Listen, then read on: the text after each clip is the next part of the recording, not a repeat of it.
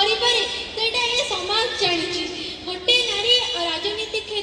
ନାରୀ ରାଜନୀତି କ୍ଷେତ୍ରରେ, ଖେଳ କ୍ଷେତ୍ରରେ ସବୁଥିରେ ନାଁ କରିଛି। ନାରୀ ଆମର ମା ବି, ନାରୀ କେତେ କ'ଣ କରିଛି।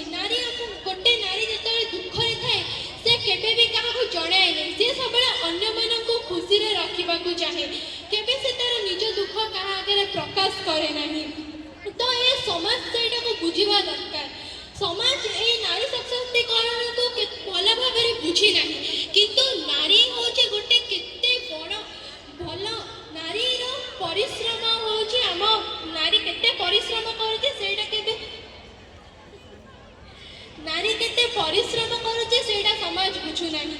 ସମାଜ ଖାଲି ଏହାକୁ ଭୁଲ ଅର୍ଥରେ ନେଉଛି।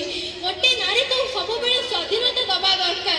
କେତେକ ଘରରେ ଅଛନ୍ତି କି ନାରୀକୁ ଯଦି ଗୋଟେ ଛୁଆ ପାଠ ପଢ଼ିବାକୁ ଚାହେଁ, ବାହାରକୁ ଯାଇକି ଗୋଟେ ନାରୀ ପାଠ ପଢ଼ିବାକୁ ଚାହେଁ, ତେବେ ତାକୁ ଘର ଲୋକମାନେ ବିରୋଧ କରନ୍ତି, ତୁ ତ ଗୋଟେ ଝିଅ ଯାଇକି ବାହାରେ କ'ଣ ପାଠ ପଢ଼। କିନ୍ତୁ ଗୋଟେ ନାରୀ ଆମ ସମାଜକୁ ଆଗକୁ ହିଁ ନେଇପାରିବ।